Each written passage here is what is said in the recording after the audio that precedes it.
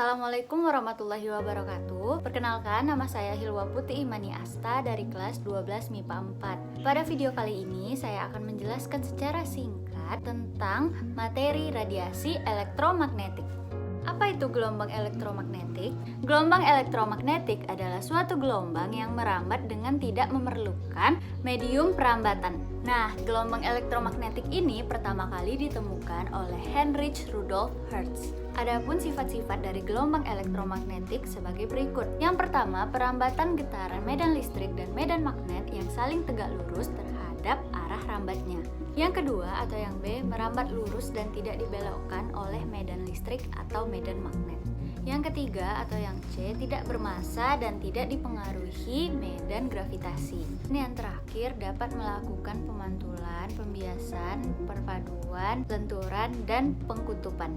Kemudian kita lanjut ke sumber radiasi elektromagnetik. Nah, sumber radiasi elektromagnetik ini terbagi lagi menjadi dua, yaitu sumber radiasi elektromagnetik dari alam dan sumber radiasi elektromagnetik buatan. Yang pertama yaitu sumber radiasi elektromagnetik dari alam. Nah, sumber radiasi elektromagnetik dari alam ini terbagi lagi menjadi tiga. Yang pertama yaitu radiasi terestrial yang dipancarkan oleh radio nuklida. Yang kedua atau yang B yaitu radiasi kosmis yang berasal dari angkasa luar. Yang ketiga atau yang terakhir adalah sumber radiasi yang berasal dari tubuh manusia sejak dilahirkan. Yang kedua ada sumber radiasi elektromagnetik buatan. Sumber radiasi elektromagnetik buatan yang biasanya kita ketemui yaitu reaktor nuklir. Reaktor nuklir adalah suatu tempat yang digunakan untuk membuat, mengatur, dan menjaga kesinambungan reaksi nuklir berantai pada laju yang tetap. Nah, kemudian kita lanjut ke manfaat radiasi elektromagnetik.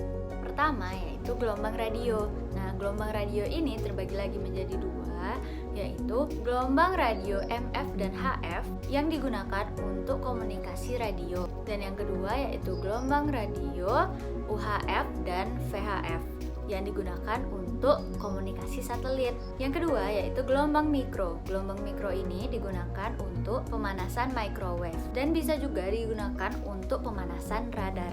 Yang selanjutnya atau yang ketiga yaitu sinar inframerah atau sinar infrared.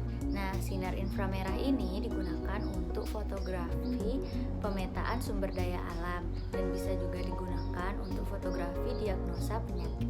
Nah, yang selanjutnya atau yang keempat yaitu cahaya tampak. Nah, cahaya tampak ini digunakan untuk membantu penglihatan mata manusia. Yang selanjutnya atau yang kelima yaitu sinar ultraviolet atau sinar UV yang digunakan untuk membantu pembentukan vitamin D pada tubuh manusia. Yang selanjutnya atau yang keenam yaitu sinar X. Sinar X ini dalam kedokteran digunakan untuk memotret organ-organ dalam tubuh manusia. Nah, manfaat yang terakhir atau yang ketujuh yaitu sinar gamma. Sinar gamma ini digunakan untuk mengurangi populasi hama tanaman. Nah, yang terakhir kita masuk ke bahaya radiasi elektromagnetik. Radiasi HP dapat mengganggu atau mengacaukan gelombang otak.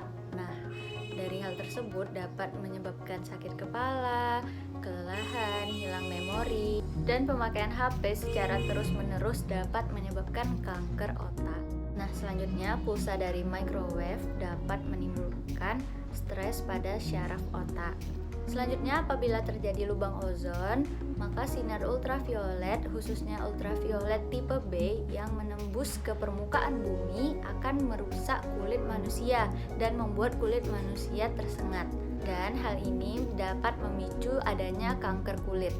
Nah, kalau pada tumbuhan, sinar ultraviolet tipe B ini dapat membuat pertumbuhan dari tumbuhan-tumbuhan itu menjadi lambat dan ada pula yang membuat tumbuhan itu tumbuh menjadi kerdil.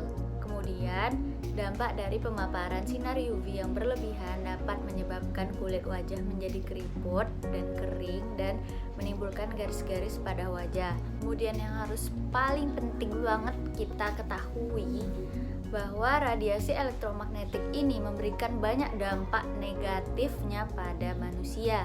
Yang pertama itu dapat menimbulkan kanker kulit.